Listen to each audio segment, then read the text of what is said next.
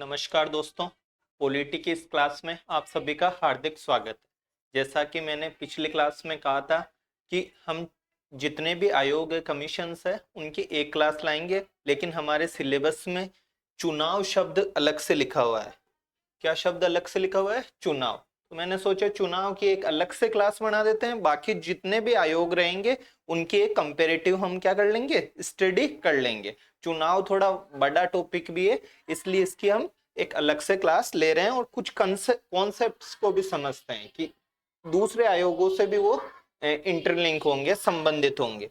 तो देखो सबसे पहले आयोग।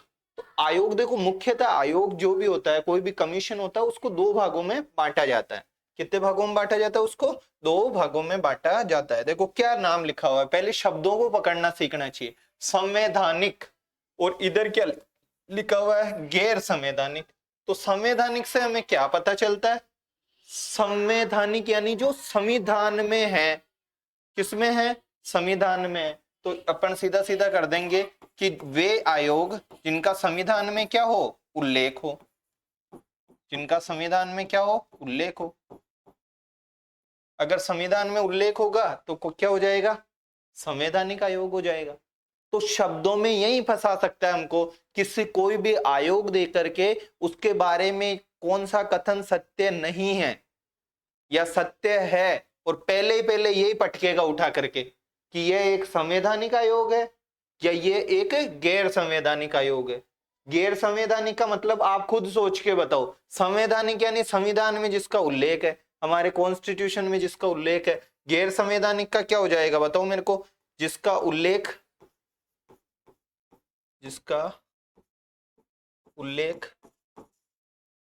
संविधान में न हो। जिसका उल्लेख कहां पे नहीं हो? संविधान में नहीं हो।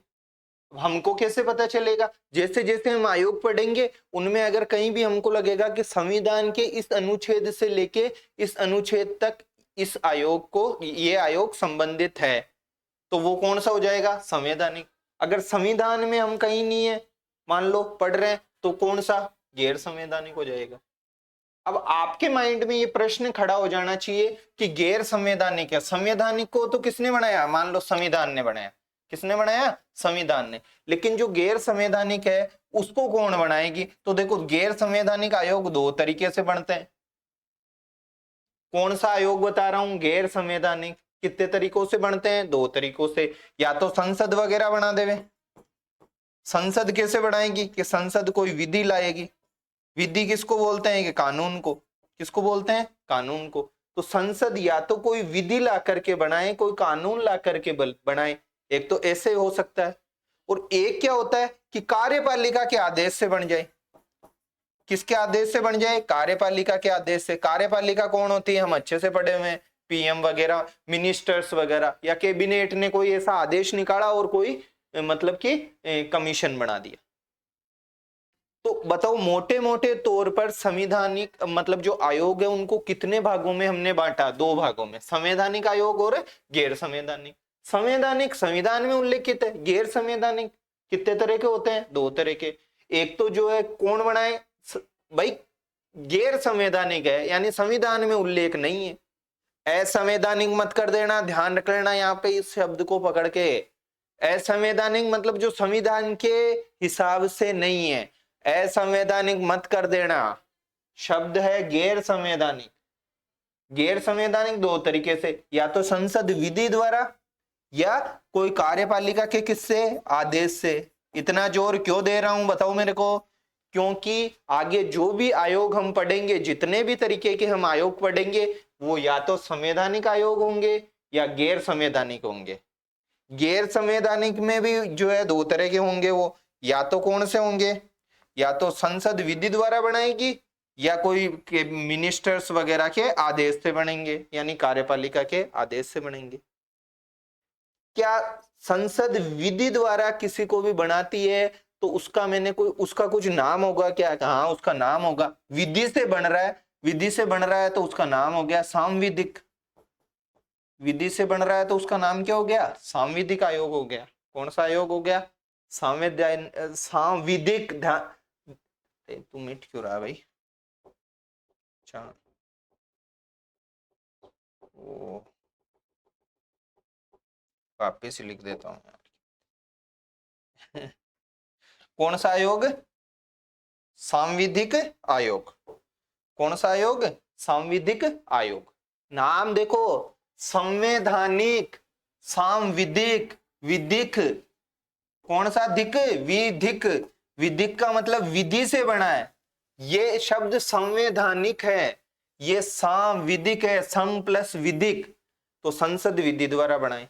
कार्यपालिका के जो आदेश से बनेगा उसको जो है क्या नाम देंगे? कार्यकारी आयोग। कौन सा आयोग? कार्यपालिका के अगर आदेश से बनेगा तो उसको क्या नाम देंगे हम? कार्यकारी आयोग देंगे, नाम देंगे। क्या ये बातें समझ में आ रही है या नहीं आ रही है? मोटी मोटी। अब मान लो चुनाव आयोग है। कौन सा आयोग? चुनाव आयोग। हमको अगर कोई भी आयोग कहीं अनुच्छेदों में दिखे, किस में दिखे? अनुच्छेदों में दिखे, तो बस अनुच्छेद में दिखते ही जो है वो कौन सा आयोग हो जाएगा? संविधान में उल्लेखित है वो। किस में उल्लेखित है? संविधान में उल्लेखित है। और संविधान में अगर वो उल्लेखित है तो वो संवैधानिक आयोग। जैसे एग्जाम्पल, क्या एग्जाम्पल? रिकॉर्ड तो हो रही है ना। एग्जाम्पल जो है, मान लो कौन सा आयोग? पहला ही पहला चुनाव आयोग। अब चुनाव आयोग मैंने इधर लिखा तो आपके लिखते ही दिमाग में आना चाहिए संवैधानिक में लिखा है, कहीं ना कहीं अनुच्छेदों में होगा। 324 से लेके 329 तक ये आता है। एग्जाम्पल दे रहा हूं। ऐसे ही मान लो लोक सेवा आयोग, यूपीएससी। कौन है? यूपीएससी। अब यूपीएससी इससे जस्ट पहले आती है, यूपीएससी इससे जस्ट पहले आती है अनुच्छेद 315 से 323 तक। 315 से लेके 315 से शुरू होती है, ठीक है। ऐसे ही मान लो मैं कहूं वित्त आयोग इंडिया का, वित्त आयोग, तो वित्त आयोग जो है अनुच्छेद 280 में आता है। आपको बस ये समझाना चाह रहा हूं मैं कि कहीं भी अगर अनुच्छेद है, कहीं भी क्या है? अनुच्छेद है। अनुच्छेद है मतलब वो संविधान में, अनुच्छेद है का मतलब क्या है? वो संविधान में, संविधान में होते ही वो संवैधानिक आयोग होता है। कौन सा आयोग होता है? संवैधानिक आयोग। अब देखो इधर, जैसे मानवाधिकार आयोग है मान लो। अब मानवाधिकार आयोग के कोई पूछ ले, मानवाधिकार आयोग अनुच्छेद इससे इसमें, अरे है ही नहीं वो क्यों संवैधानिक आयोग है ही नहीं। वो तो मानवाधिकार का आदेश निकाला, मतलब नियमों विधि बनाई संसद ने और वो उसको बना दिया, तो ये एनएचआरसी इसमें जाएगा। महिला आयोग है वो इसमें जाएगा। सतर्कता आयोग है वो इसमें जाएगा। ऐसे जो जो भी आयोग है वो सब इसमें जाएंगे जो इनका संविधान में उल्लेख नहीं है। एक आधा मैंने बता दिया, महिला आयोग, अनुसूचित जनजाति आयोग, इस तरीके से। अनुसूचित जनजाति तो उसमें उल्लेखित है नहीं, महिला आयोग है ना, महिला आयोग। ऐसे कार्यपालिका कोई आदेश से निकाले तो ऐसा कोई आयोग है क्या? तो ऐसा आयोग है। कौन सा आयोग? एग्जाम्पल नीति आयोग। कौन सा आयोग? नीति आयोग। वो कार्यपालिका के आदेश, संसद में विधि नहीं बनाई नीति आयोग के लिए। कौन सा आयोग के लिए? नीति आयोग के लिए। अब भी मोटा मोटा आइडिया दे रहा हूं, ये नहीं कि सर ये क्या बताए जा रहे हो, बस ध्यान रखना है। जब मैं पढ़ाऊंगा मतलब ह्यूमन राइट कमीशन, मानवाधिकार आयोग, जब झट बोलूंगा कि ये एक सांविधिक आयोग है, फिर सांविधिक को ज्यादा समझाने की जरूरत नहीं रहनी चाहिए। सांविधिक यानी विधि से बना है। विधि कौन बनाती है? संसद बनाती है। कौन बनाती है? संसद बनाती है। कार्यपालिका के आदेश से एक कार्यकारी। कौन सा आयोग है? एक नीति आयोग। संविधान में उल्लेखित है, तो ये है। अब बताओ अपन क्या पढ़ रहे हैं? चुनाव आयोग। चुनाव आयोग सांविधिक आयोग है ना? क्या चुनाव आयोग सांविधिक है? नहीं है। चुनाव आयोग कौन सा आयोग है? संवैधानिक आयोग है, क्योंकि इसका संविधान में उल्लेख है 324 से लेके 329। क्या ये बातें समझ में आई? आई तो आगे चलेंगे।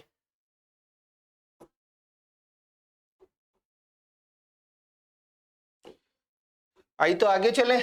अब भारत का चुनाव आयोग बोल दो, निर्वाचन आयोग बोल दो, है ना, इसका संविधान में उल्लेख है क्या? क्या है? कहां पे उल्लेख है? संविधान में उल्लेख है तो किस प्रकृति का आयोग है ये बताओ मेरे को? संवैधानिक आयोग है। संविधान में उल्लेख है तो कोई ना कोई इसके अनुच्छेद होंगे। इसके अनुच्छेद कहां से लेके कहां तक है? 324 से लेके 329 तक इसके क्या है? अनुच्छेद है। किसी न किसी ये भाग में होगा, तो ये कौन से भाग में है? संविधान के भाग 15 में। संविधान के कौन से भाग में है? भाग 15 में। कौन सा आयोग पढ़ा रहा हूं? निर्वाचन आयोग पढ़ा रहा हूं। टोटल भाग है कितने? 22 है। हमारे सिलेबस में सबसे ज्यादा कौन सा भाग है? भाग 5 है।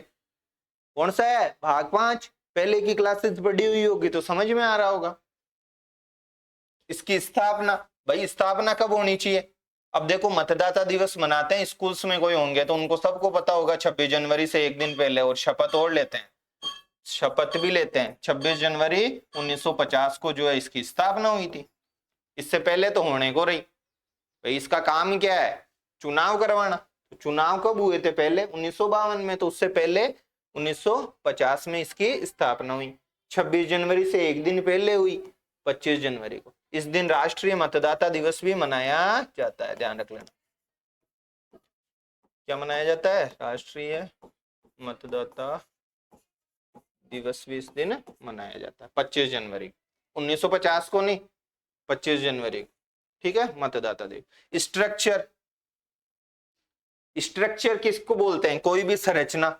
अब संरचनाओं में कहीं भी कोई सा भी आयोग हो जाए, आ जाए, वो घुमाएगा। यह एक सदस्यीय आयोग है, इस तरीके से एक सदस्यीय आयोग है, या बहुसदस्यीय आयोग है। इस तरीके से हमको पता रहना चाहिए। एक सदस्यीय मतलब ये जो आयोग है इसमें एक ही सदस्य हो। एक सदस्य हो तो उसको क्या बोलेंगे? एक सदस्यीय। एक से ज्यादा होंगे तो क्या बोलेंगे? बहुसदस्यीय आयोग बोलेंगे। क्या बोलेंगे? बहुसदस्यीय आयोग। अब जो निर्वाचन आयोग है, कौन सा आयोग है? निर्वाचन आयोग। वो निर्वाचन आयोग मतलब इसमें जो सदस्य होते हैं, मतलब 1+2 है। सदस्य कितने होते हैं? 1+2। तो बताओ, इसको एक सदस्यीय बोलोगे या बहुसदस्यीय बोलोगे? एक सदस्यीय नहीं बोलेंगे, इसको क्या बोलेंगे हम? बहुसदस्यीय। तो इन कथनों में वो घुमाएगा। चुनाव आयोग के बारे में सत्य कथन नहीं है। एक फैक्चुअल देगा, 2-3 कंसेप्चुअल देगा, अगर उसके बैठी हुई रहेगी तो। यह एक संविधानेतर आयोग है। संविधानेतर, संविधान प्लस इतर, संविधान प्लस इतर। देखो इधर ऐसे भी दे सकता है, संविधानेतर। हिंदी के होंगे तो कोई पता होगा। इतर वैसे होता है, क्या होता है? संविधान प्लस इतर। इतर का मतलब क्या होता है? अन्य, यानी जो संविधान में नहीं हो, वही है बात गैर संवैधानिक। कौन सा? गैर संवैधानिक। गैर संवैधानिक को ही क्या बोला जाता है? संविधानेतर बोला जाता है। ये अभी इसमें कंफ्यूज मत हो जाना। ये गैर संवैधानिक भी दे सकता है और क्या दे सकता है? संविधानेतर भी। दोनों चीजें क्या है? एक है। निर्वाचन आयोग न तो संविधानेतर है, नहीं गैर संवैधानिक है, वो संवैधानिक आयोग है। कैसा आयोग है? आप सोच रहे होंगे मैं टाइम ऐसे ही इसमें जाया कर रहा हूं, इन शब्दों को पकड़वा रहा हूं मैं, क्योंकि वो वहां देता है सांविधिक, संवैधानिक, कार्यकारी। इसको पढ़ के सुनाने में तो बहुत इजी है, ये अच्छा लगता है, ऐसे पढ़ के सुना दिया। संवैधानिक जो संविधान में उल्लेखित है, गैर संवैधानिक जो संविधान में नहीं है। दो तरह के होते हैं। संसद जो विधि द्वारा बनाए उसको सांविधिक बोलते हैं, और जो कार्यपालिका बुलाए उसको कार्यकारी बोलते हैं। इतना सा ही था ये। अब लग गए मेरे को 12 मिनट इसमें। तो इतना अगर बार बार इसके जो है माइंड में ये फीड हुआ रहेगा ना, तो वहां जाते ही पकड़ में आएगा और सीधा हम जो है गोला करेंगे। नोट्स बहुत कम है। मैं कुछ एक स्टूडेंट से पूछता हूँ, बोले रे सर अब जो है इतने के बने, 70-80 पेज के बने, कोई ज्यादा नहीं बने। मेरे को तो जो एनर्जी लगी है इनको समझाने में लगी है, एनर्जी यहाँ लगती है समझाने में, क्योंकि हमारे पॉलिटी के मूल अधिकार, नीति निर्देशक तत्व, वो तो टॉपिक ही नहीं है। राज्य सरकार हमारे है ही नहीं, आधी पॉलिटी भी नहीं है अपने आधी पॉलिटी भी नहीं है, इसलिए ये इतना ही है। 100 पेज के आसपास के नोट्स नहीं है। 30 क्लासेस भी अपनी हुई नहीं है। 27-28 क्लासेस में पॉलिटी खत्म हो जाएगी इतना अच्छे से समझाने के बाद। चलो चलते हैं आगे। तो देखो एक सदस्यीय, तो ये 1+2 क्यों लिखा मैंने? क्या लिखा? 1+2। किसी के समझ में आया कि 1+2 क्यों लिखा? तो 1 तो देखो इसमें क्या है, मैंने क्या लिखा इसमें, जो इसकी संरचना है वो 1+2 की संरचना है।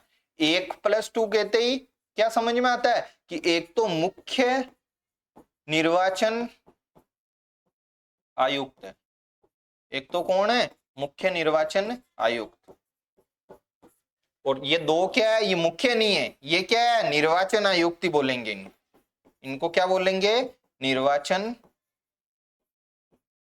आयुक्त ही बोलेंगे। इसको तो बोलेंगे मुख्य निर्वाचन आयुक्त, और दो है ये, एक सदस्यीय निकाय है या बहुसदस्यीय है, बताओ मेरे को।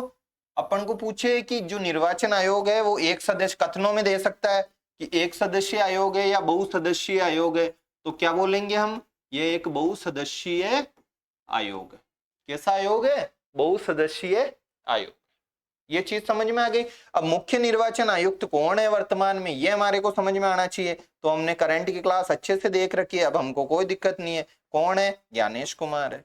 कौन से नंबर के हैं, 26वें नंबर के हैं। इससे पहले कौन थे, एक राजीव कुमार थे। ये समझाने की जरूरत नहीं होनी चाहिए। निर्वाचन आयुक्त कितने होंगे, कि 2 है। कौन कौन है, कि सर अभी हाल ही में नॉमिनेट किए, मतलब नियुक्त किया किसको, कि विवेक जोशी को। और एक कौन है, कि सुखविंदर जी है, शायद हिमाचल के डर के हैं सुखविंदर।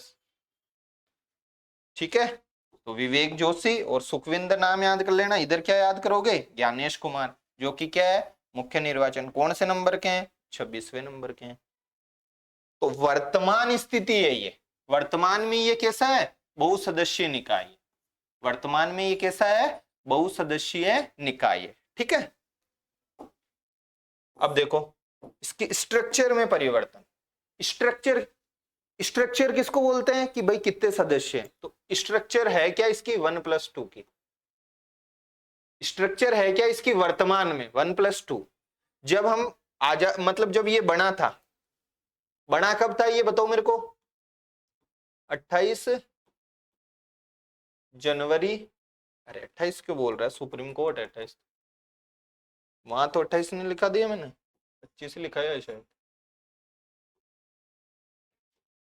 कब, 25 जनवरी 1950 को जब ये बना था ना, तब अन्य जो निर्वाचन आयुक्त है ना वो नहीं होते थे। केवल क्या था, ये एक सदस्यीय निकाय था, केवल एक ही होता था, मुख्य निर्वाचन आयुक्त। एक ही होता था, कौन, मुख्य निर्वाचन आयुक्त। फिर सरकार ने क्या किया, पहले जो है ना आयु 61 वर्ष, मतलब ये 21 वर्ष होती थी वोट देने की। वोट देने की आयु कितनी होती थी पहले, 21 वर्ष होती थी। उसको घटा करके कितने वर्ष कर दिया, 18 वर्ष कर दिया। ये सब सिखाया हुआ है। कोई अगर अभी भी 21 को घटा करके 18 करने के बाद अगर बोलता नहीं है ना कि 61वां संविधान संशोधन में किया, कौन से संविधान संशोधन में, 61वें में, तो वो पढ़ता नहीं है। फिर वो ठीक है, ऐसे ही चल रहा है मामला। हाँ, कि ये 2-4 बार शुरू की क्लासेज में मैंने रिकॉल करवाया, ये हुआ। तो अब थोड़ा सा दिमाग लगाओ, 1989 की बात है ये। 61 मतलब 21 वर्ष के आदमी पहले वोट दे सकते थे, अब कितने के, 18 के। चुनाव आयोग पे क्या पड़ेगा, कार्यभार बढ़ा, क्योंकि अब देखो ये 3 साल जो एक्स्ट्रा है ये भी वोट देंगे। तो इसको बना दिया 1989 में बहुसदस्यीय। इसको किस तरीके का, इसको किस तरीके का निकाय बना दिया, बहुसदस्यीय निकाय बना दिया। कब बनाया, 1989। फिर देखो बहुसदस्यीय बनाया, फिर 1990 में फिर क्या कर दिया, इसको एक सदस्यीय बना दिया। ये उस टाइम की गठबंधन सरकारों की विफलताएं समझ लो इनको। न किसी के पास बहुमत था, ऐसे ही चलता था। 1990 में क्या बनाया, क्या किया, इसको बहुसदस्यीय निकाय, एक सदस्यीय निकाय बनाया। ठीक है, 1989 में बहुसदस्यीय क्यों बना रहे हैं इसको, क्योंकि 61वां संविधान संशोधन हो रहा है और 21 वर्ष को घटा करके आयु को 18 वर्ष कर दी, इसलिए इसको एक सदस्यीय से क्या करना पड़ेगा, बहुसदस्यीय। वापिस बोले रे एक सदस्यीय कर दो, क्या कर दो, एक सदस्य। और दिसंबर के आसपास जो है भारत के उस टाइम के निर्वाचन आयुक्त बनते हैं, एक सदस्यीय है। कौन है, ये आयोग एक सदस्यीय है, और उसी टाइम निर्वाचन आयुक्त जो है बना दिया जाता है टीएन शेषन को। सुब्रमण्यम स्वामी को सुना है क्या? सुब्रमण्यम स्वामी, उन्होंने एक तरीके से उनका रोल था, चंद्रशेखर जो पीएम थे, चंद्रशेखर की सरकार थी, सुब्रमण्यम स्वामी विधि मंत्री थे और उन्होंने टीएन शेषन की एक तरीके से नियुक्ति करवाई। कब की बात है? 1990। ये भाई साहब आर पार आदमी कौन है? टीएन शेषन। इनके बस ये यही बोलते हैं कि मैं ब्रेकफास्ट में, मैं किसमें? ब्रेकफास्ट में राजनेताओं को खाता हूं। आप सोच लो, ऐसा आदमी टीएन शेषन।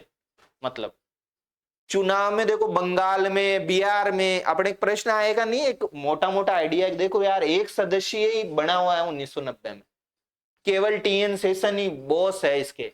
1990 की बात है, दिसंबर के आसपास इनको बिठाया गया है, चंद्रशेखर की सरकार है, ठीक है। और ये आदमी कैसा है? आर और पार। इनके खूब चर्चे हैं, कभी यूट्यूब पे वगैरह देखना, इंदिरा गांधी के टाइम के, मतलब कि इंदिरा गांधी तो इनको खुद बुला करके जो है ऐसा जो है मैटर हुआ, इनको उसमें लगाया था शायद योजना आयोग में, किसमें, तो बॉस की भी नहीं माने ये ऐसे। तो यहां मानने वाले हैं क्या? यहाँ एक सदस्यीय आयोग है, यही बॉस है। कौन है? टीएन शेषन। बंगाल में और बिहार में धांधलियां हुए वोट्स की, किस तरीके से फर्जी वोटिंग, बूथ कैप्चरिंग वगैरह। और ये सोचो आप, जो अपने अभी वोट देने जाते हैं फोटो आती है, पहले कोई फोटो वोटो नहीं आया करती थी। जब फोटो वोटो नहीं आया करेगी तो क्या होगा बताओ? अपन को सोच सकते हैं वोट है तो कौन? रमेश, और वोट देके जाएगा सुरेश, है ना। तो टीएन शेषन ने ये लगाया, मतलब कि उस टाइम आक्रामक हो गए ये फोटो कार्ड, आईडी वगैरह। तो इनके पर कतरने के लिए नरसिम्हा राव की सरकार ने फिर किया 1993 में। कब? 1993 में कि यार इनके पैर कतर दो, टीएन शेषन के। टीएन शेषन के पैर कब कतरीज सकते हैं? जब इस आयोग को एक सदस्यीय न रख करके क्या हो जाए? ये बहुसदस्यीय हो जाए। ये आयोग कैसा हो जाए? बहुसदस्यीय। तो इसको बहुसदस्यीय कर दिया 1993 में। लेकिन टीएन शेषन ने याचिका लगा दी सुप्रीम कोर्ट में। किसमें? सुप्रीम कोर्ट में। तब देखो इसमें थोड़ा सा निर्णय से संबंधित फिर कि जो है क्या निर्णय, अगर कोई भी चुनाव आयोग में निर्णय लिया जाएगा तो ध्यान रख लेना। अब आपके कोई भी किसी मैटर में जो है निर्णय लेना है, मान लो कि भारत में चुनाव मतलब राजस्थान में चुनाव इस दिन से इस दिन तक कराना है, तो क्या हमारे दिमाग में प्रश्न आएगा कि क्या टीएन शेषन खुद ही निर्णय ले लेंगे? टीएन शेषन यानी अभी वाले ज्ञानेश कुमार जी खुद ही निर्णय ले लेंगे, या उनके दो और है निर्वाचन आयुक्त, उनसे भी सलाह वगैरह करेंगे? बहुमत का कोई इश्यू होगा क्या? तो वर्तमान में जो निर्णय लिए जाते हैं ना, ध्यान रख लेना, बहुमत से लिए जाते हैं। किससे लिए जाते हैं? बहुमत से। कोई भी निर्णय लेंगे तो किससे लेंगे? बहुमत से। मतलब 3 का बहुमत कितना होगा? 1 होगा क्या? नहीं, 2।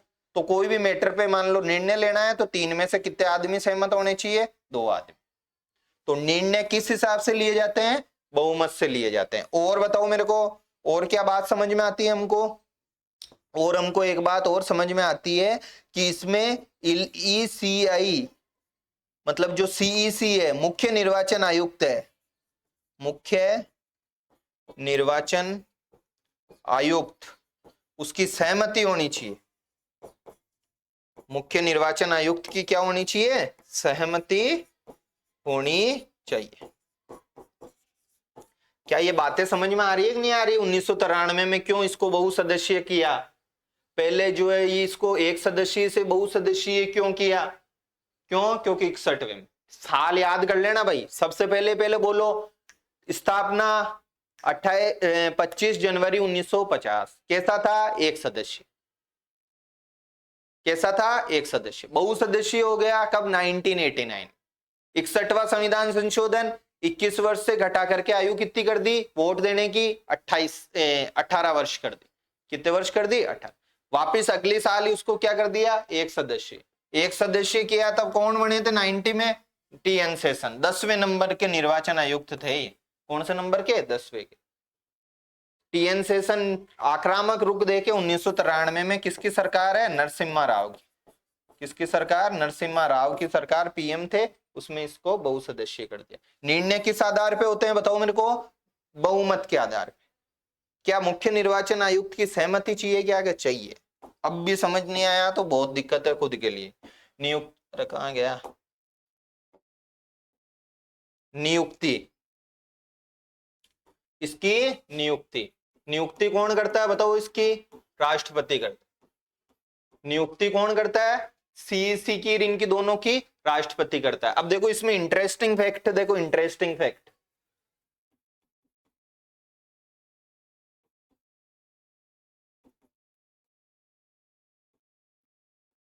अब हुआ क्या, अभी ज्ञानेश कुमार जी को बनाया। किसको बनाया? अभी मुख्य निर्वाचन आयुक्त बनाया है ज्ञानेश कुमार को। तो देखो शुरू में होता क्या था, इसकी जो नियुक्ति है ना मुख्य निर्वाचन आयुक्त की, समझ लेना इसको थोड़ा सा, अभी लेटेस्ट में थोड़ा चर्चित मुद्दा है ये। तो नियुक्ति है ना शुरुआत में, मतलब 2023 तक कौन करती थी? केंद्र सरकार ही करती थी। कौन करती थी? केंद्र सरकार। जैसे अपने चीफ सेक्रेटरी होता है ना, वैसे ही एक होता है कैबिनेट सचिव, जो मतलब बॉस होता है पूरे ब्यूरोक्रेसी का इंडिया का। सबसे इंडिया में कोई अगर आईएएस की सबसे टॉप पोस्ट है ना, तो वो कैबिनेट सचिव की है। किसकी है? कैबिनेट सचिव की। ये कैबिनेट सचिव और कोई भी दो, मतलब इससे नीचे के रैंक के, सचिव से नीचे की रैंक के, ये मिलकर के कैबिनेट सचिव और दो अन्य सचिव से थोड़ी नीचे की रैंक के लोग मिलकर के, मतलब एक पैनल बना के भेजते हैं। कितने लोगों के नाम का? 5 लोगों के नाम। कितने लोगों के नाम का? 5 लोगों का। कैबिनेट सचिव भाई ब्यूरोक्रेसी का बॉस है। और ध्यान रख लेना, जो निर्वाचन आयुक्त बनते हैं ना, वो ब्यूरोक्रेट्स ही बनते हैं। कौन बनते हैं? ये ज्ञानेश कुमार, ये सब आईएएस है। जो ये विवेक जोशी, ये अलग अलग कैडर के आईएएस है। जो सुखविंदर सिंह उत्तराखंड कैडर के हैं। तो किसको? कैबिनेट सचिव को और 2 सचिव, ये मतलब खोजबीन करते हैं, ध्यान रखना, ये खोजबीन करते हैं और 5 नाम सुझाते हैं। कितने नाम सुझाते हैं? 5 नाम। अब हुआ क्या, इसके बाद एक समिति बनती है। क्या बनती है? एक, इसके बाद क्या बनती है? एक समिति बनती है। तो सुप्रीम कोर्ट ने वो समिति जो है डिसाइड करेगी कि भाई किसको निर्वाचन आयुक्त बनाया जाए। ठीक है, क्या यहां तक समझ में आ रहा है कि नहीं आ रहा है? अब इसके बाद चलेगा मैटर अपना वाला, अभी वाला लेटेस्ट। होता क्या था कि केंद्र सरकार नियुक्त करती थी कैबिनेट सचिव 4-5 जनों को। यहां से प्रश्न नहीं आएगा, प्रश्न जो है अब बनेगा।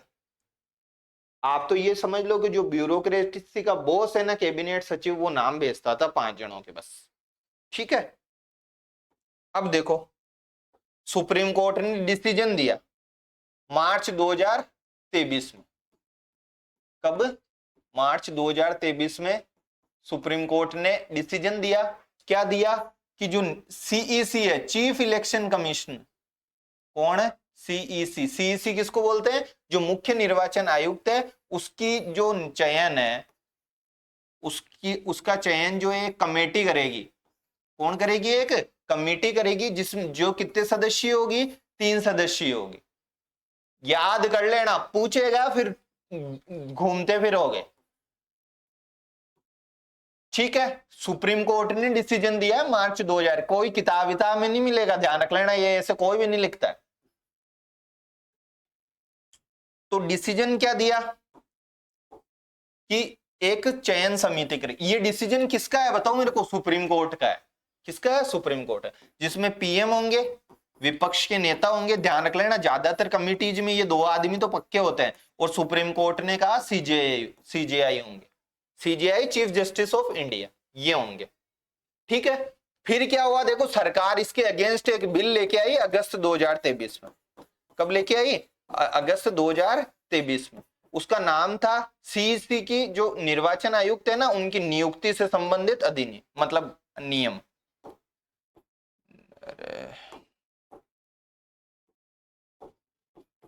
निर्वाचन आयुक्तों की नियुक्ति संबंधी अधिनियम, निर्वाचन आयुक्तों की नियुक्ति संबंधी अधिनियम, मतलब बिल लेके आई है एक विधेयक। उसमें गवर्नमेंट ने क्या प्रोविजन किया कि जो है सीईसी की जो नियुक्ति होगी ना, वो पीएम कौन है, ध्यान से सुनो, एक तो रहेगा पीएम, एक रहेगा लीडर ऑफ अपोजिशन यानी विपक्ष का नेता राहुल गांधी जी, और तीसरे नंबर पे सुप्रीम कोर्ट ने तो क्या कहा, सीजेआई। सुप्रीम कोर्ट ने क्या कहा, सीजेआई। इन्होंने क्या कर दिया, इन्होंने कर दिया तीसरे नंबर पे रहेगा पीएम द्वारा नामित कोई केंद्रीय मंत्री, पीएम द्वारा नामित कोई केंद्रीय मंत्री। क्या ये बातें समझ में आ रही है, क्या ये बातें समझ, सुप्रीम कोर्ट ऑर्डर दे रहा है कि भाई सीजेआई रहना चाहिए इस कमेटी में निष्पक्षता के लिए, चुनाव हमेशा निष्पक्ष होने चाहिए। सरकार ने क्या किया, अगस्त में बिल लेकर आई, पीएम विपक्ष के नेता और तीसरे नंबर पे पीएम द्वारा नामित किसी केंद्रीय मंत्री को रखा। और जैसे दिसंबर में मैंने कहा था 3 सत्र चलते हैं, दिसंबर में शीतकालीन सत्र आया, दिसंबर 2023 में। कौन सा सत्र, शीतकालीन सत्र। और शीतकाल में जैसे ही संसद के दोनों सदनों से शीतकालीन सत्र में इस बिल को पारित करा लिया। कौन से बिल को, इस वाले बिल को, पीएम विपक्ष का नेता और पीएम द्वारा नामित केंद्रीय मंत्री, ये कमेटी जो है नियुक्त मतलब उनको एक चयन करेगी। क्या करेगी, चयन करेगी। अभी देखो ज्ञानेश कुमार जी, कौन, ज्ञानेश कुमार जी जैसे 26वें निर्वाचन आयुक्त बने, मुख्य निर्वाचन आयुक्त, कौन से नंबर के बने, 26वें। अब मैं आपसे पूछूं कि ज्ञानेश कुमार जी को, किसको, ज्ञानेश कुमार जी को जो नियुक्त करने वाली जो निर्वाचन वो चयन समिति थी, जो उनका चयन करने वाली चयन समिति थी, उसमें कौन कौन आदमी होने चाहिए। मैं 2 कथन दे रहा हूं, उसमें पीएम थे, लीडर ऑफ अपोजिशन थे, लीडर ऑफ अपोजिशन है ना, एक लीडर ऑफ अपोजिशन विपक्ष के नेता थे, और तीसरे नंबर पे बताओ सीजेआई होंगे या पीएम द्वारा नामित कोई मंत्री होंगे। आपसे पूछ रहा हूं ये प्रश्न,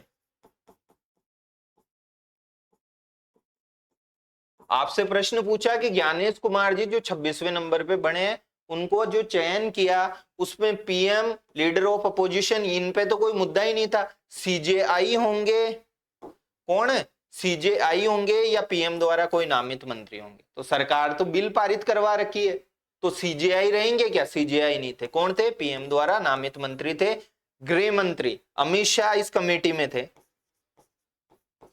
कौन थे, अमित शाह जो गृह मंत्री थे, ये इस कमेटी में थे। कौन सी में, ज्ञानेश कुमार जी को नियुक्त करने वाले। अब क्या हुआ, एक प्रभा ठाकुर नाम के कोई कार्यकर्ता ने, प्रभा ऐसे प्रभा प्रभा करके कुछ नाम है ना, नाम अपने आएगा नहीं, उसने सुप्रीम कोर्ट में पिटीशन लगा दी, जन है ना, सुप्रीम कोर्ट में याचिका लगा दी कि तीसरा जो सदस्य था वो गृह मंत्री है, जबकि सुप्रीम कोर्ट ने क्या कहा था कि सीजेआई होना चाहिए। इस तरीके से बाद में सुप्रीम कोर्ट ने भी कहा था कि तो कोई और भी हो सकता है, इस तरीके से। तो इस पिटीशन में ये गई है, मतलब पिटीशन किसके सामने जाएगी, पिटीशन सुप्रीम कोर्ट के, किसके सामने जाएगी, सुप्रीम कोर्ट के जाएगी। और अभी इसमें बेंच बनी अभी जनवरी 25 में, अभी चल रहा है ये मुद्दा कोर्ट में, अभी फाइनलाइज नहीं हुआ। अभी आज कितनी तारीख हो रही है, 21 हो रही है ना, कल की शायद बात है कि इसमें जो है केंद्र सरकार ने हलफनामा दायर किया है सुप्रीम कोर्ट में कि पीएम द्वारा जो नामित व्यक्ति है उसको इस कमेटी में बिठाने का मतलब ये नहीं है कि निष्पक्ष नहीं हो, मतलब इसका सीईसी का निर्वाचन। तो ये मुद्दा चल रहा है भैया। उस बिल में बहुत सारी बातें कही है उन्होंने कि जो निर्वाचन आयुक्त है ना, उनका जो वेतन भत्ता कैबिनेट सचिव के बराबर होगा, जबकि होता किसके बराबर है, सुप्रीम कोर्ट के न्यायाधीश के। तो बहुत सारी उसमें बातें हैं, अभी सुप्रीम कोर्ट उसको टेस्ट करेगा कि ये निष्पक्ष चुनाव करा पाने में समर्थ है कि नहीं है। आपको क्या क्या बातें अपने हिसाब से याद रखनी है कि वर्तमान में किस कमेटी के द्वारा इसका चयन होता है। और फिर वो घुमाया तो मेरे को मत कहना कि ऐसे ऐसे कुछ घुमा दिया।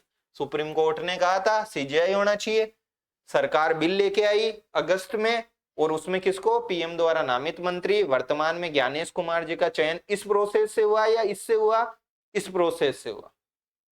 क्यों, क्योंकि शीतकाल के सत्र में दोनों सदनों से, लोकसभा से राज्यसभा से क्या करा रखी है सरकार, बिल पारित करवा रखी।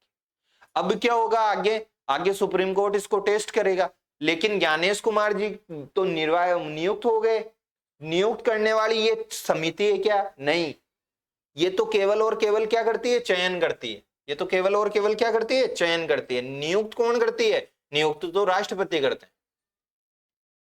नियुक्ति कौन करते हैं? राष्ट्रपति, एक चयन समिति की सिफारिश पे। चयन समिति में कौन कौन है वो आपको मैंने बता दिया।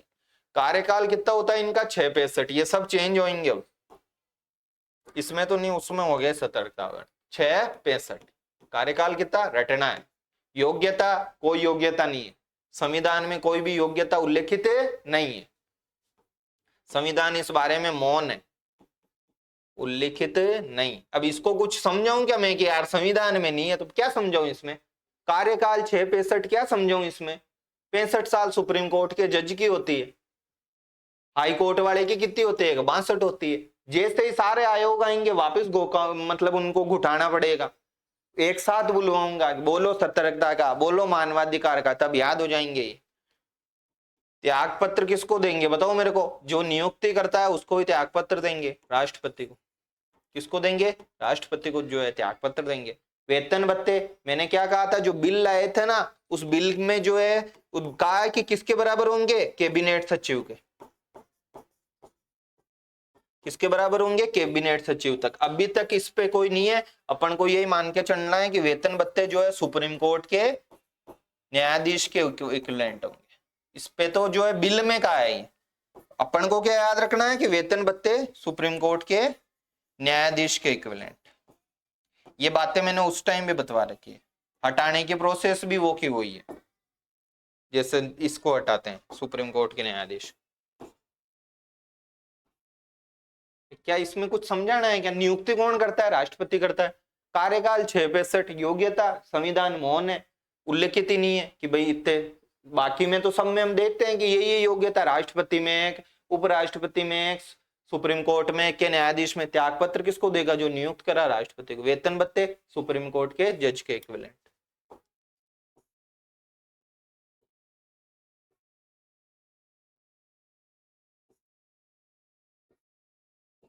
पद से हटाना तो कैसे हटाते हैं पद से?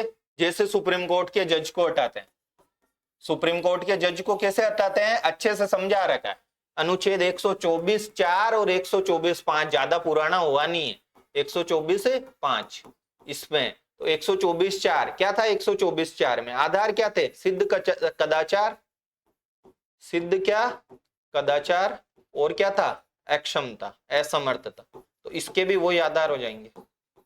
इसके भी क्या हो जाएंगे? वो के वही आधार हो जाएंगे। वही है, बिल लाना पड़ेगा। मतलब क्या, लोकसभा या राज्यसभा में। पहले तो वो सहमति देवे कि नहीं देवे, जिस भी सदन में उसको हटाने के लिए लाया गया है, ठीक है। उसके बाद वो जांच समिति का प्रोसेस वगैरह, जांच समिति के बाद किस तरीके से विशेष बहुमत से, ये चीजें समझाई हुई है। बार बार इनको समझाना मूर्खता है। एससी के जज की तरह बस इतना बता दिया कि एससी के जज के। अब आप खुद देख लेना एससी के जज को क्या आधार मैंने बता समझा दिया कि यार कहीं पूछ ले आधार तो सोचने बैठ जाए कौन से आधार। वो ये आधार जो सुप्रीम कोर्ट के जज को हटाने के थे। अब देखो काम की बातें यहाँ आती है। इसमें भी नहीं, वो जो अर्ध न्याय कार्य आएगा, चुनाव संबंधी कार्य। निर्वाचन आयोग का क्या काम? निर्वाचन यानी चुनाव संबंधी। तो कौन कौन से चुनाव कराएगा? ये प्रेसिडेंट के चुनाव कराएगा, राष्ट्रपति के कराएगा, वाइस प्रेसिडेंट के कराएगा, क्या लोकसभा अध्यक्ष के कराएगा? क्या सब समझा रखा है। अब ये मत कहना कि समझाया हुआ नहीं है। जब लोकसभा अध्यक्ष पढ़ाया था तो वो यहाँ कथनों में डाल देगा कि उसके चुनाव ये करवाता है, वो करवाता है, फिर हमारे दिक्कत हो जाएगी। इसलिए उन पे बार बार जो है मैंने फोकस किया। इन सब के वाइस प्रेसिडेंट के, सांसदों के, लोकसभा सांसदों या राज्यसभा सांसदों, इनके सबके चुनाव कौन करवाता है? भारतीय निर्वाचन आयोग। ध्यान रख लेना, ये जो ग्राम पंचायत वगैरह के इनके चुनाव होते हैं ना, स्थानीय स्वशासन के, वो चुनाव ये नहीं करवाता। स्थानीय स्वशासन जानते हो? पंचायती राज, स्थानीय स्वशासन। तो यहां घुमाने के पूरे चांसेज है। यहां घुमाने के क्या है? पूरे चांसेज है स्थानीय स्वशासन में। स्थानीय स्वशासन के चुनाव ये नहीं करवाता। वो कौन कराएगा? वो स्टेट इलेक्शन कमीशन करवाएगा। कौन करवाएगा? State election. अब देखो कोई भी राजनीतिक दल है, कोई भी कौन सा दल? राजनीतिक दल है, उसको रजिस्टर करता है ये पंजीकृत करवाना है तो पंजीकरण का काम करवाता है। कोई भी राजनीतिक दल है भाई, उसको मान्यता देता है ये कि वो राष्ट्रीय दल है या नहीं है, वो राष्ट्रीय दल है या राज्य स्तर की मान्यता देता है। ये कौन देता है? निर्वाचन आयोग। चुनाव चिन्ह आवंटित करता है। चुनाव चिन्ह से संबंधित कोई दो पार्टीज में विवाद हो जाता है तो उसको सुलझाने का काम करता है। कौन करता है? निर्वाचन आयोग करता है। कोड ऑफ कंडक्ट, आदर्श आचार संहिता। चुनाव देखे किस तरीके से आचार संहिता लगी हुई रहती है, दो दिन पहले ही जो है बंद। आदर्श आचार संहिता, चुनाव प्रचार वगैरह पैसे नहीं या जो भी है, मतलब किस तरीके का आचार किया जाए। तो कोड ऑफ कंडक्ट कौन लगवाता है? निर्वाचन आयोग। क्या क्या काम है? ये काम मेरे को पता है, नहीं पूछेगा वो जहां से काम पूछेगा ना वो भी ढंग से समझा दूंगा। प्रेसिडेंट के, वाइस प्रेसिडेंट के, सांसद के, इनके चुनाव कराता है। स्थानीय स्वशासन के कराता है क्या? नहीं करवाता। जो पार्टियां हैं उनका पंजीकरण करता है, जैसे राष्ट्रीय दल राज्य स्तरीय मान्यता प्राप्त। चुनाव चिन्ह आवंटित करता है, विवाद को सुलझाता है। ठीक है। कोड ऑफ कंडक्ट, आदर्श आचार संहिता वगैरह को क्या करता है? लगवाता है। चुनावी व्यय, मान लो कि इतने लाख रुपए ही खर्च करना है। अब कितने हैं ये खुद देख लेना भाई। लोकसभा सांसद कितने खर्च कर सकता है, राज्यसभा सांसद मतलब इसमें विधानसभा वाला कितना कर सकता है, इतना काम तो खुद भी कर सकते हो, मेरे को नहीं है याद, क्लियर बोल रहा हूँ। चुनावी क्या व्यय, कि चुनावी व्यय को जो है वो क्या करता है? डिसाइड करता है कि इतना चुनावी व्यय ज्यादा तो नहीं कर दिया, फिर उस पर कार्रवाई संबंधी है। अब देखो जो कॉन्सेप्चुअल चीजें है ना वो अब आ रही है। परिसीमन संबंधी कार्य, मैंने क्या समझाया था कि परिसीमन से संबंधित जो है क्या बना हुआ है? एक परिसीमन आयोग बना हुआ है। तो ये परिसीमन संबंधी कार्य में क्या करेगा? परिसीमन यानी ये लोकसभा क्षेत्र कितना होना चाहिए। तो चुनाव आयोग क्या करता है? इस परिसीमन आयोग को सलाह देता है, सहायता वगैरह देता है। कौन देता है? चुनाव आयोग। कौन देता है? चुनाव आयोग। और हमने क्या पढ़ा है कि जो ये परिसीमन आयोग या चुनाव आयोग की ये सलाहें हैं, इनको क्या नहीं कर सकता, मतलब न्यायपालिका में चुनौती नहीं दी जा सकती। ये चीजें बताई हुई है परिसीमन आयोग में कि परिसीमन आयोग ने जो निर्धारित कर दिया ना, उसको न्यायपालिका में क्या नहीं दी जा सकती? चुनौती नहीं दी जा सकती। कुछ समझाने की जरूरत है क्या इसमें? परिसीमन आयोग सीमा निर्धारित कि भाई लोकसभा क्षेत्र कितना होना चाहिए, उसको परिसीमन आयोग को सलाह वाला देने का काम कौन करता है? चुनाव आयोग करता है। क्या इसको न्यायपालिका में चुनौती दी जा सकती है क्या? लाल जहां भी लिख दो ना, ध्यान रख लेना वो लाल ही है परीक्षा के लिए भी। परिसीमन आयोग, इसको न्यायपालिका में क्या नहीं दी जा सकती? पालिका में चुनौती नहीं दी जा सकती, नहीं दी जा सकती। किसको? इस परिसीमन आयोग वगैरह के या इसकी जो सलाह का कार्य है उसको। क्या अब सवाल यहां से बढ़ने के चांसेज है या वहां स्थानीय स्वशासन वाले में घुमा के पटकेगा, यहां पे घुमा देगा? मैं अलग से लिखता हूं, बाकी तुमको खुद को पता होना चाहिए यार। रजिस्टर करेगा ही, चुनाव चिन्ह यही करेगा, और कौन सी संस्था करेगी? कोड ऑफ कंडक्ट ये करेगा, चुनाव ये करवाएगा। अब चुनाव में जो बात पकड़ने की थी कि स्थानीय स्वशासन की नहीं करे, उसको अलग से मैंने मेंशन कर दिया। यही तो चीज है जो बतानी है मेरे को, बाकी तो सब किताबों में लिखा पड़ा है। मैं जो पढ़ाता हूं इससे तो कई गुना ज्यादा है, यूट्यूब पे भी भरा पड़ा है, हर जगह आराम से समझ सकते हो। अब देखो ये है मतलब आरपीएससी का फोकस। यहां पे क्या है? आरपीएससी का फोकस। निकल जाते उठ के यार, इसको पढ़ाते टाइम निकल जाएंगे, इससे छोड़ के भाग जाते हैं इस टॉपिक को, 103, 102, 101। और आरपीएससी का यहां फोकस है। आरएस में 2 बार क्वेश्चन पूछ लिया इसको, और इस बार वाले में फिर पूछ लिया, 3 बार पूछ लिया। कितनी बार पूछ लिया? 3 बार। कभी वो अनुच्छेद के रूप में पूछता है, कभी कथनों के रूप में पूछता है। और ये इंपॉर्टेंस है इसका, फिर कह रहा हूं मैं, इस 103 और 102(1) का यही इंपॉर्टेंस है। और ये मैंने समझा रखा है आपको। क्या आगे चलू क्या? समझा रखा है ये तो सब 103, 102(1), 191, जिसको अगर ये दिखते ही समझ में आ गई ना चीजें, तो वो तो बहुत शानदार लेवल पे चल रहा है, ऐसे समझ लेना। पॉलिटी में अगर कॉन्सेप्चुअल क्वेश्चन आएगा और वो उसको फोड़ के नहीं आए तो मेरे पास आ जाना, फोन कर देना उसी दिन मेरे को कि सर ये कॉन्सेप्चुअल चीजें आई और नहीं है। फैक्चुअल फैक्चुअल का मैं कोई इतनी नहीं है, फिर भी मैं अच्छे से फैक्चुअल क्वेश्चंस की एक क्लास लाने की कोशिश करूंगा, चाहे पीएम की हो, चाहे राष्ट्रपतियों की हो, या इनमें कहीं अविश्वास प्रस्ताव कितने आए हैं, ये इस तरीके के। आरएस में इस तरीके के क्वेश्चन नहीं आते हैं। और जिस हिसाब से जो पेपर सेटर का हो रहा है, तो या तो ऐसा फैक्ट देगा जो कहीं से किसी के बैठे ही नहीं, या ऐसा देता है जो थोड़ा लॉजिकल होता है। अब ये 103 अनुच्छेद घना ही फैक्ट है, ये फैक्ट ही है यार 103, लेकिन ये लॉजिकल भी है साथ में, ऐसे नहीं है कि ऐसे ही उठा करके। अब देखो कोई भी सांसद है, लाल पेन से लिख रहा हूं, दिखता है क्या लाल पेन से लिखा हुआ ढंग से?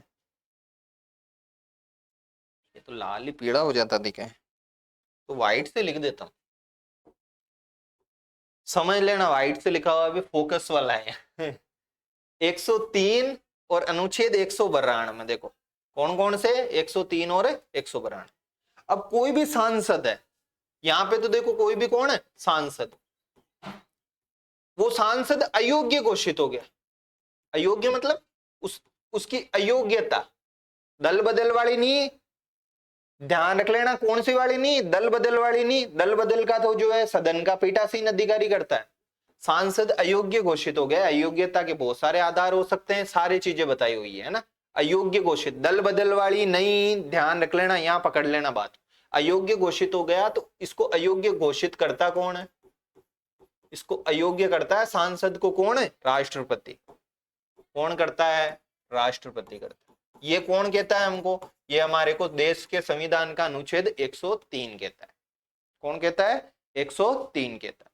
अब जो 192 कौन है? 192 ये सांसद की बात करता है, तो ये किसकी बात करेगा बताओ मेरे को?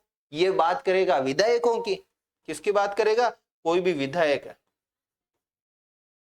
कोई भी क्या विधायक, वो क्या है? हुआ मान लो अयोग्य, तो उसकी अयोग्यता को जो है घोषित कौन करेगा? घोषित मतलब कार्रवाई कौन करेगा? राष्ट्रपति करेगा क्या? नहीं, कौन करेगा? राज्यपाल। कौन करेगा? राज्यपाल। क्या ये बात यहां तक समझ में आई? 103 कोई भी सांसद अयोग्य, अयोग्यता के क्या आधार सब लिखाए हुए हैं पीछे क्लासेज में। घोषित कौन करेगा? राष्ट्र। कोई सांसद विधायक है अयोग्य हो गया, उसको घोषित कौन करेगा?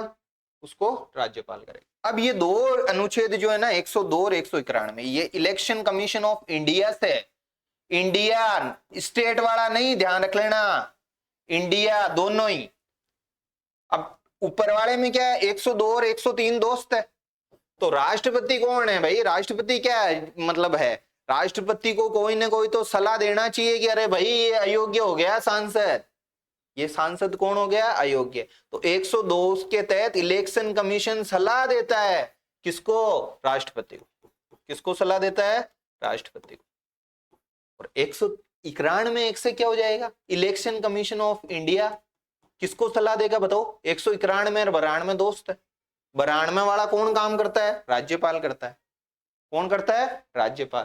तो इलेक्शन कमीशन ऑफ इंडिया किसको करेगा बताओ मेरे को? किसको सलाह देगा? राज्यपाल को। किसको सलाह देगा?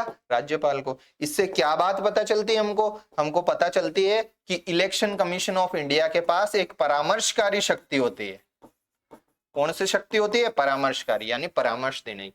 क्या सुप्रीम कोर्ट के पास भी परामर्शकारी होती है क्या? अरे सर होती है, अभी कल बताया आपने 143 अनुच्छेद कहता है। कौन कहता है? 143, 1 और 2 आपने बताया।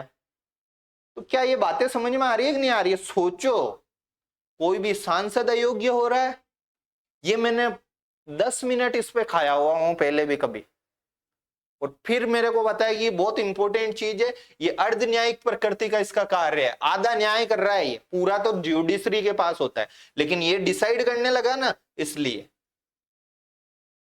क्या ये बातें समझ में आ रही है या नहीं आ रही है? नहीं आ रही है तो वापस देख लो इसको।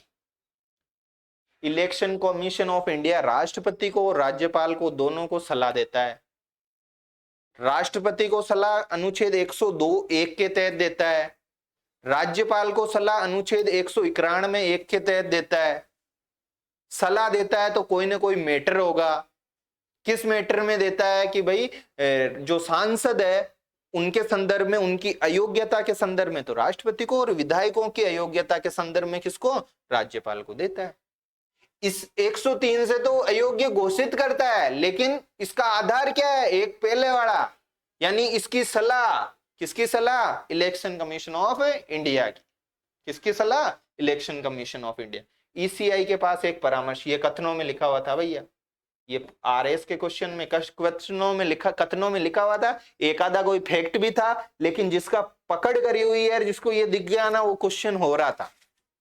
वो क्वेश्चन क्या हो रहा था? हो रहा था। तो ये देखो मेरा गला भी दुखने लग गया इसको समझाते समझाते, फिर भी समझ में नहीं आया तो भाई मामला गड़बड़ है।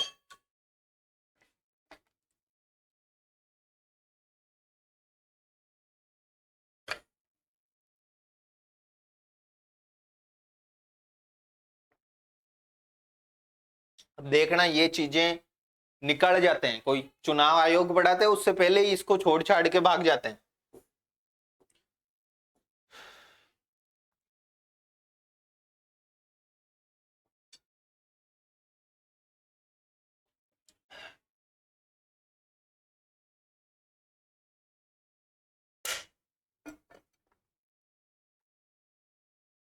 वैसे तो ये मेरे को कराने नहीं चाहिए थे इस तरीके के, तो आप खुद ही कर लेते हो। कौन है प्रथम में? प्रथम कौन थे? सुकुमार सेन। रटना है, मेरे पास कोई छड़ी नहीं है जादू मंत्र की जो इसको याद करा दूं। कौन थे? सुकुमार सेन। फर्स्ट 28 जनवरी 24 जनवरी 1950। दूसरे कौन थे? क्यों पढ़ रहे हैं? दूसरे सबसे लंबे कार्यकाल के थे, कल्याण सुंदरम करके नाम था इनका। क्या था? कल्याण सुंदरम। प्रथम महिला, अभी शायद उसमें पूछा है, फर्स्ट ग्रेड में कहीं पूछा है ये, रमा देवी। फर्स्ट कौन? महिला। फर्स्ट महिला कौन है? रमा देवी। अब थोड़ा दिमाग खुद भी लगाना, देखना है रमा देवी यार किस साल में बनी है, मतलब। ठीक है। वर्तमान निर्वाचन आयुक्त कौन है? तो कौन है बताओ मेरे को? ज्ञानेश कुमार है।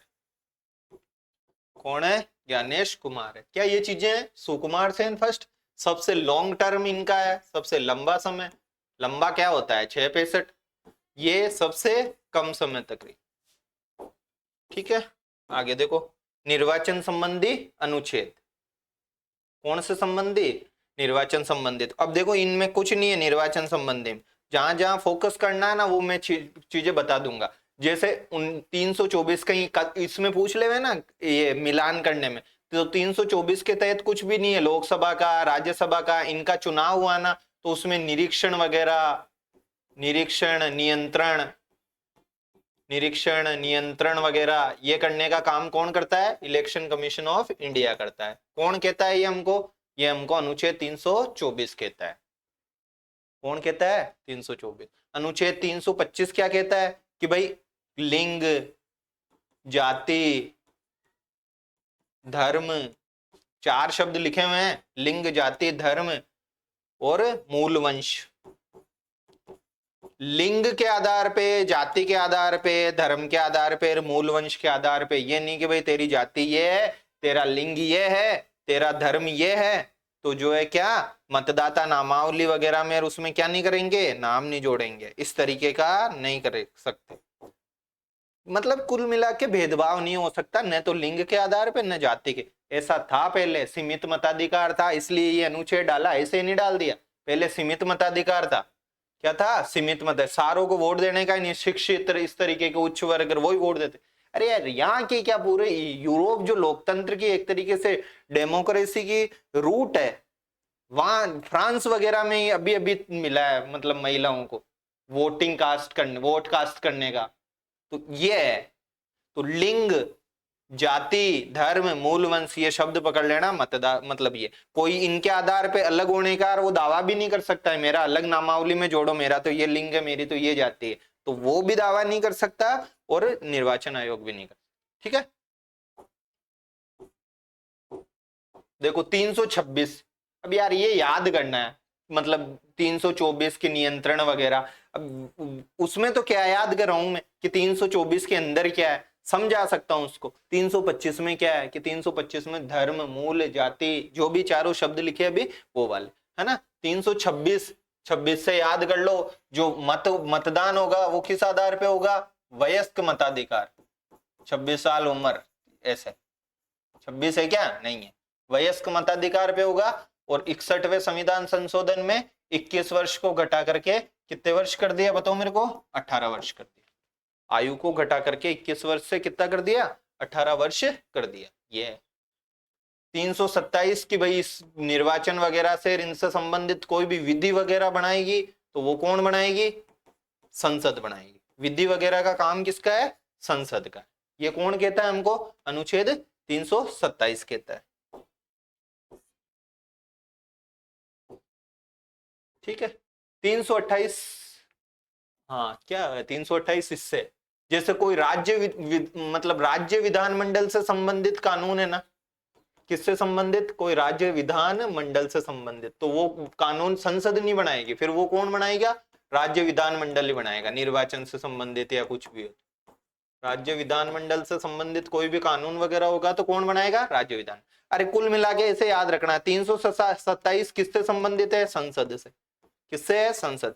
328 किससे है, राज्य विधान मंडल से, लेजिस्लेटिव, राज्य विधान मंडल से। ठीक है।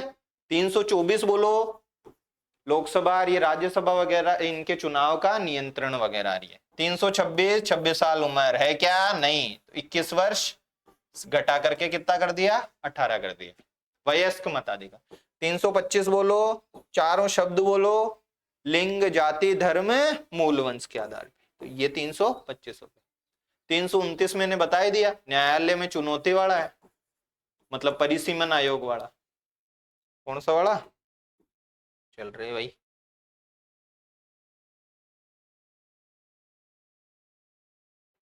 कौन सा वाला, परिसीमन आयोग वाला। ये जो क्या हो रहा है,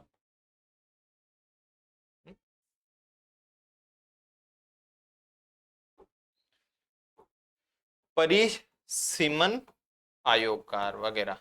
तो परिसीमन आयोग को जैसे कोई सलाह वगैरह दी, तो कुछ ऐसे कार्य है जिसमें चुनाव आयोग के कार्य में, किसके में, चुनाव आयोग के कार्य में कौन हस्तक्षेप नहीं कर सकता, कौन हस्तक्षेप नहीं कर सकता, न्याय जुडिशरी।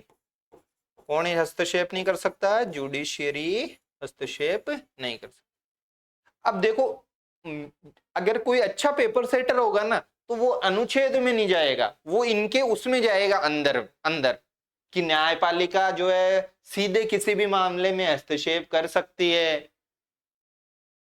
क्या हस्तक्षेप कर सकती है, चुनाव आयोग के पास एक परामर्शकारी शक्ति होती है, क्या ये कथन सत्य है, असत्य है, इस तरीके का वो देता है। जैसे आरएस के पेपर सेटर ने लोकसभा अध्यक्ष का भी इसी तरीके का कॉन्सेप्चुअल क्वेश्चन लेके आया, चुनाव आयोग पे भी वो इसी तरीके का क्या लाया, कॉन्सेप्चुअल क्वेश्चन लाया, जिसके कॉन्सेप्ट क्लियर थे वो अच्छे से कराया। एक आधा फैक्चुअल आया था, वो किसी के बस की बात नहीं थी। ठीक है, तो ये चीजें हैं, तो जुडिशरी हस्तक्षेप नहीं कर सकती। अब देखो इंदिरा गांधी को क्या किया था, उसके निर्वाचन को रद्द कर दिया था इलाहाबाद कोर्ट ने। कब, इलाहाबाद, तभी तो जाके जो है क्या लगाया था, आपातकाल लगाया था। क्या लगाया था, आपातकाल। तो वो लेके आई फिर उसके बाद 42वां संविधान संशोधन। 42वां क्या, संविधान संशोधन, कि जो पीएम है, दो शब्द, पीएम का और लोकसभा अध्यक्ष का, पीएम का और किसका, लोकसभा अध्यक्ष का जो निर्वाचन है ना, उसको खुद को निरस्त कर दिया ना, किसके का, इंदिरा गांधी का। तो पीएम तो लेनी थी, इनके किसको, निर्वाचन को, जुडिशरी न्यायपालिका, मतलब इनके निर्वाचन में क्या नहीं कर सकती, हस्तक्षेप नहीं कर सकती। इसने देखो वो तो क्या कह रहा है वहां पे कि परिसीमन और चुनाव आयोग जो है हस्तक्षेप नहीं करे, ये तो संविधान में लिखा हुआ था। ये तो किस में लिखा हुआ था, संविधान में। चुनाव आयोग तो स्वतंत्र होना चाहिए, ये तो है ही। लेकिन इन्होंने क्या किया, 42वां संविधान संशोधन, जिसको मिनी कॉन्स्टिट्यूशन ऑफ इंडिया बोला जाता है। क्या बोला जाता है, मिनी कॉन्स्टिट्यूशन। उससे उसके तहत एक अनुच्छेद जोड़ा 324, 329 एक, और कहा कि इनके निर्वाचन में कौन हस्तक्षेप नहीं कर सकता, न्यायपालिका हस्तक्षेप नहीं कर सकता। देखो इनको, जैसे आई मोरारजी देसाई की सरकार बोला रही है, तो बिल्कुल ही असंवैधानिक बात थी ये, तो मतलब बात सही नहीं लगी उनको। 42वें संविधान संशोधन की ज्यादातर बातें जो है 44वें संविधान संशोधन में प्रतिस्थापित कर दी गई, उनको चेंज कर दिया, क्योंकि जनता दल की मतलब सरकार आई थी, है ना। मैं इस बात को क्या कर देंगे बताओ मेरे को, राष्ट्रपति वाले की इसकी पीएम और लोकसभा स्पीकर का जो चुनाव होता है उसको न्यायपालिका क्या नहीं कर सकता, हस्तक्षेप नहीं कर। ऐसा क्यों किया था इंदिरा गांधी ने? क्योंकि इंदिरा गांधी के खुद के निर्वाचन को इलाहाबाद कोर्ट ने क्या कर दिया था? निरस्त कर दिया था। 44वें संविधान संशोधन में इसको क्या कर दिया? इस जो 329(1) को निरस्त कर दिया, निरस्त। अभी है क्या वर्तमान में? नहीं है।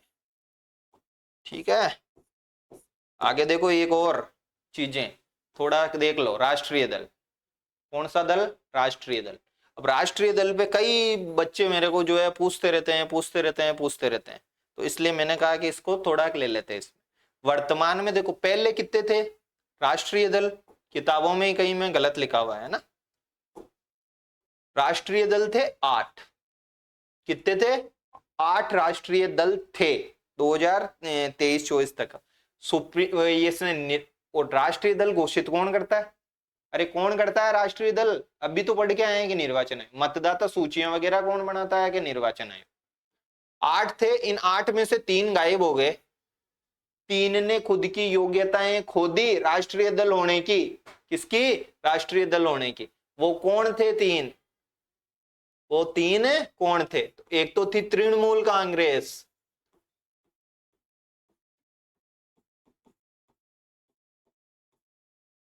एक थी कम्युनिस्ट पार्टी ऑफ इंडिया, एक कौन थी? कम्युनिस्ट पार्टी ऑफ इंडिया, और एक थी नेशनल, ये शरद पवार वाले, एनसीपी। कौन है? एनसीपी। तो 8 थे पहले। कितनी थी? 8 थी। 8 के पास किसका दर्जा था? राष्ट्रीय दल का।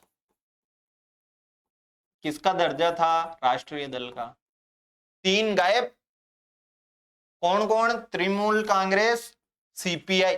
ध्यान रख लेना, सीपीआई ही बोला है, सीपीआई एम नहीं बोला है। CPI communist party of India, आगे कुछ भी नहीं बोला है।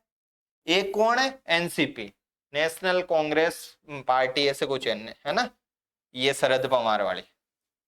तो ये 3 खत्म हो गई, मतलब कि इनको राष्ट्रीय दल का दर्जा समाप्त हो गया। तो बताओ बच्ची कितनी? कि 5।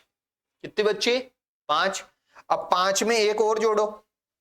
एक कौन सी पार्टी सम्मिलित हो गई? देखना कितनी खुशियां मनी थी दिल्ली में। आम आदमी पार्टी। कौन सी पार्टी? एक कौन सी पार्टी जुड़ गई? आम आदमी पार्टी, हर आदमी की पार्टी, है ना, आप। इसने राष्ट्रीय दल का दर्जा प्राप्त कर लिया। इसने किसका दर्जा प्राप्त कर लिया? राष्ट्रीय दल का। तो बताओ हो कितने गए? कि 5 थे, एक और जुड़ गई, तो कितने हो गए? 6। तो वर्तमान में राष्ट्रीय दल कितने हैं भारत में? वर्तमान में राष्ट्रीय दल कितने हैं? 6। ध्यान रख लेना, अब भी गलत करो तो करे आना। कितने हैं? 6। पहले कितनी थी? 8। गई कौन? Trinamool, CPI, NCP. ठीक है, अब राष्ट्रीय दल होता क्या है? कौन सा दल? राष्ट्रीय दल होने की शर्तें और आपको राष्ट्रीय दल का दर्जा क्यों मिला? आपको यानी आम आदमी पार्टी को राष्ट्रीय दल का दर्जा कैसे मिला?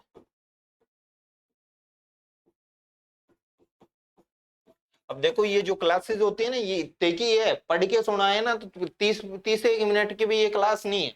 लेकिन मेरे पास सच बता रहा हूं बिल्कुल टाइम नहीं है, क्योंकि कितनी दूर से तो 200-250 किलोमीटर से आके तो जो है मैं यहाँ क्लास रिकॉर्ड करता हूँ।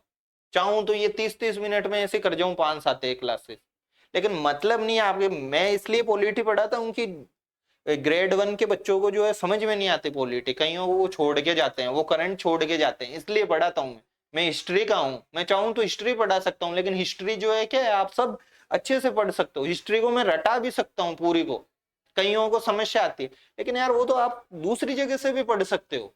कहीं दूसरे से मान लो नहीं भी आया तो रट तो सकते हो। ये इसमें समझ में नहीं आता, करंट समझ में नहीं आती, इतना डायनेमिक सब्जेक्ट है इसलिए। अब देखो राष्ट्रीय दल की जो है क्या क्या शर्तें होती है, किसकी शर्तें? राष्ट्रीय दल की। और किसको दर्जा मिला? आपको दर्जा मिलने से कितने हो गए? 6 हो गए। कितने हो गए? क्या टाइम हुआ?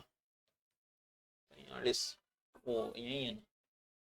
राष्ट्रीय दल का जो है मतलब कोई भी दल राष्ट्रीय दल बनता है तो कब बनता है? पहली बात है ना, तो कुछ नहीं है, खेल पूछा सब गलत मार के आएंगे।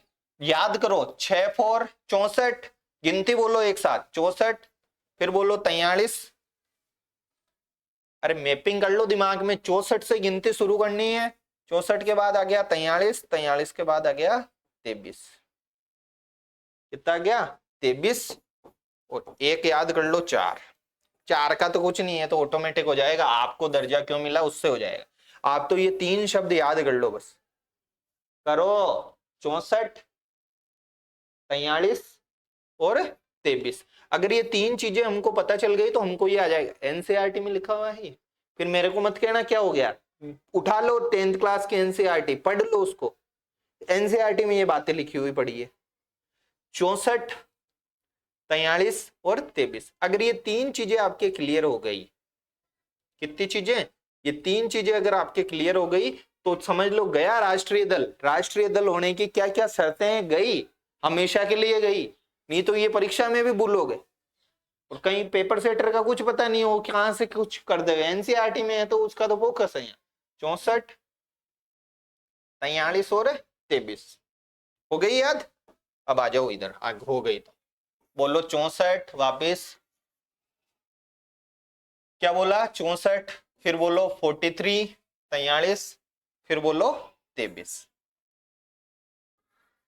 ठीक है, इसके आगे लगाओ प्रतिशत का चिन्ह। किसका चिन्ह, प्रतिशत। तो कोई भी लोकसभा चुनाव हो, कौन सा चुनाव हो, लोकसभा चुनाव, और उसमें जितने भी मत पड़े, जितने भी क्या पड़े, मत पड़े, जितने भी क्या पड़े, मत पड़े, उन वेद मतों का, कौन से का, वेद मतों का कोई भी दल 6% प्राप्त कर ले। लेकिन ये नहीं कि एक ही राज्य से कम कितने राज्य होने चाहिए, कम से कम 4 राज्यों में, कम से कम कितने राज्यों में, अरे यार कोई 4 राज्य लो, 4 राज्य लिया, यूपी कोई सा ले लो, यूपी, ये बिहार, राजस्थान और पंजाब,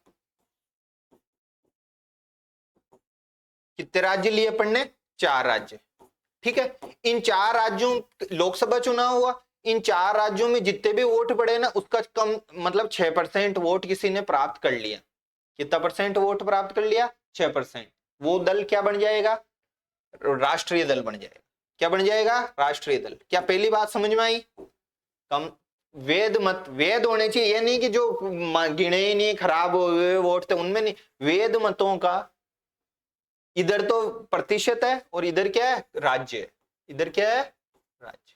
ठीक है, ये हो गया। या तो ये पहले वाली शर्त हो जाए, या दूसरा कि कम से कम 3 राज्यों में, कम से कम कितने राज्यों में, 3 राज्यों, इधर राज्य ही तो लिख रहा हूं मैं, तो कम से कम 3 राज्यों में कोई भी दल जो है लोकसभा की कितनी सीट जीत लेवे, 4 सीट जीत लेवे। लोकसभा की या तो 6% वोट मिल जाए उसको 4 राज्यों में, कितने राज्यों में, 4 राज्यों में। 64 इसलिए याद कराया, 4 राज्यों में कितने परसेंट वोट मिले वेद मतों का, 6%। या उसको कम से कम 3 राज्यों में, कम ये नहीं कि 2 राज्यों में 4 सीटें जीत ली दल मिल रहा, नहीं, कम से कम 3 राज्य तो होने चाहिए जिसमें कितनी सीटें जीते, वो कम से कम 4 सीटें। अब ये मत कह देना है कि सर 8 जीत ली तो कैसे मिल गया, अरे कम से कम, ज्यादा तो कितनी भी जीतो उससे क्या लेना देना, तो कम से कम 3 किसमें, राज्यों में कितनी सीटें जीत लेवे, 4 सीटें जीत लेवे। कितनी सीटें जीत लेवे, 4। या इसमें भी फिर इधर ही राज्य लगाएंगे, कम से कम कितने राज्यों में, 3 राज्यों में, जो लोकसभा की कितनी सीटें जीते, वो 2% सीटें, 6% मत है, ऊपर परसेंट है, यहां पे भी क्या है, परसेंट है, इधर राज्य है। राज्य याद कराने का मैंने बता रखा है, 64, 43, 23। अब भी कोई नहीं, किसी को याद नहीं हुए तो मेरे पास कोई जड़ी बूटी नहीं है भैया, ध्यान रख लेना। यहां क्या लिखा, परसेंट, यहां भी परसेंट, इधर क्या थे, राज्य थे, उठा करके मारना वहां पे, और कम से कम शब्द नहीं लिखे तो समझ लेना कि भाई गड़बड़ मामला है यार, 2 राज्यों में थोड़ी। अब किसी दल ने 2 राज्यों में, कितने राज्यों में, 2 राज्यों में 4 सीट जीत ली, क्या वो राष्ट्रीय दल बनने लायक है, क्या नहीं है, क्योंकि कम से कम कितने राज्य होने चाहिए, 3 राज्य, उसमें 4 सीट है। आ गया समझ में, ये 2% क्या है बताओ, सीट्स है। कम से कम 3 राज्यों में जो जितनी भी सीटें हैं उनकी कितने परसेंट सीटें हैं, 2% सीटें जीती। आ गया समझ में? या ये भी या में ही है, या तो ये हो गई 64 23 64, अरे कहां जाता है रे,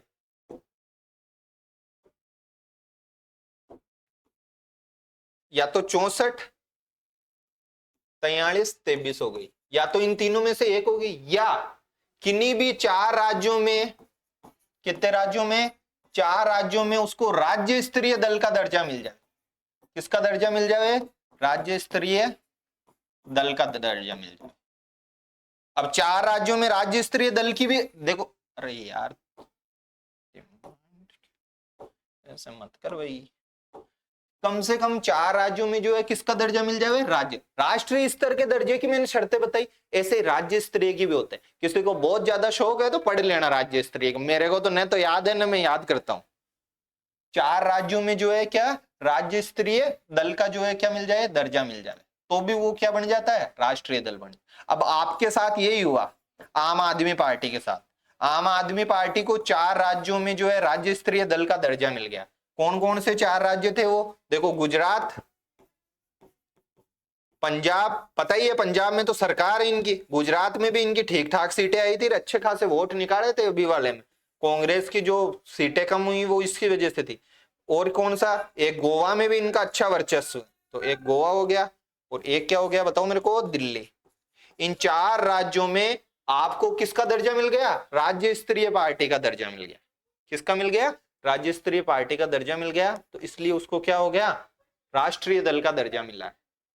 किसका दर्जा मिल गया, राष्ट्रीय दल। राष्ट्रीय दल कैसे बनता है पता चल गया, 64 43 23। 64 बोलो, 64 43 23, यहां तो लगाना परसेंट, इधर लगाना राज्य, और बीच वाले में क्या आ गई बताओ मेरे को, सीट आ गई। बीच में क्या आ गई, सीट आ गई। अब देखो सपा जो है ना वो राष्ट्रीय दल नहीं है। अब राष्ट्रीय दल कौन कौन से हैं, जो 5 राष्ट्रीय दल है, देखो 5 + 1, एक कौन सा, आप, एक कौन है, आप, एक तो आप हो गई, और 5 कौन से हैं, टोटल कितने हैं राष्ट्रीय दल अभी वर्तमान में, मैं किसी से पूछूं बताओ अभी वर्तमान में राष्ट्रीय दल कितने हैं, कि 6। ये कहां के 5, 5 कौन कौन से, 2 तो सर्वमान्य सबको ही पता है, एक तो बीजेपी, और कौन हो गई, कांग्रेस हो गई। एक कौन है बताओ मेरे को, बीएसपी है, बहुजन समाज पार्टी। कौन सी पार्टी, बहुजन समाज पार्टी। एक कौन है, एक सीपीआई एम, सीपीआई नहीं, ध्यान रख लेना, CPIM, communist party of India, Marxist, यहां पटक देगा वो तो पेपर सेटर है, उसको सब पता है। अभी सीपीआई को हटाया था हमने, अपन ने हटाया किसको था, अरे कहां गया, किसको हटाया था, सीपीआई को। जब सीपीआई हटाया था तो पीछे वीडियो देखना, उसमें मैंने बोला था सीपीआई, उसके आगे कुछ भी नहीं है, मैंने जानबूझ के एम नहीं बताया। अब जो पकड़ना चाहता है वो तो उसी टाइम पकड़ लेगा झट बातों को, कि सीपीआई के यार आगे जो है एम नहीं है, केवल सीपीआई, केवल सीपीआई, केवल सीपीआई बोलते ही माइंड में खटकना चाहिए कुछ और भी होता होगा। जब भी केवल शब्द बोला, क्या शब्द बोला, केवल शब्द। अब कोई ऐसा है कि नोट्स पढ़ रहा है बस केवल, और क्लास मान लो नहीं देखे, तो उसके लिए भी, खुद के लिए भी घातक है। या कोई शब्दों को नहीं पकड़ता है बोलने में, तो जो है कुछ बोल दिया, ये लो सीपीआई केवल। अब जिसने केवल शब्द को नहीं पकड़ा है वो पॉलिटी है, इसमें बहुत कुछ हो जाता है एक वर्डिंग से। तो ये सीपीआई है, सीपीआई को हटाया है, और सीपीआई एम। और एक है एनपीपी, नेशनल पीपल्स पार्टी, ये मेघालय वगैरह के उधर की पार्टी है ये एनपीपी। एक बार और इनको चेक कर लेना, ठीक है, एनपीपी, नेशनल पीपल्स पार्टी। और ये जो आपका मैटर था कि ये 4 राज्यों में जो है किसका रूप, राज्य स्तरीय दर्जा मिल गया, इसको क्या मिल गया, राज्य स्तरीय दर्जा मिल गया, इसलिए ना। अब देखो कुछ इलेक्शन कमीशन क्या करता है, बहुत सारे नवाचार करता है। इलेक्शन कमीशन क्या करता है, बहुत सारे नवाचार करता है, ऐप लाता है वोटर टर्नआउट को बढ़ाने के लिए। ये चीजें खुद को पढ़नी है, ये करंट की चीजें हैं, करंट में उसको उठा करके मारना होगा, कहीं से उठा करके पटक देगा वो, ध्यान रख लेना। तो ये थोड़ी सी इसके जो नवाचार है, इसके क्या नवाचार टाइप है, ये खुद को थोड़े से देख लेने, और मेरे को टाइम मिलेगा तो जो है नोट्स डाल दूंगा इसके। टेलीग्राम चैनल ज्वाइन कर लेना, बहुत सारे कोई नहीं करा हुआ है तो उसमें जो है कोई नवाचार के कुछ भी है तो वो उस तरीके का क्वेश्चन वो पूछ लेता है कभी कभार। तो ये नोट्स कहाँ मिलेंगे? टेलीग्राम पे। ठीक है, नोट्स कहाँ मिलेंगे? टेलीग्राम चैनल पे मिलेंगे। लिंक कहाँ पे? कि नीचे डिस्क्रिप्शन।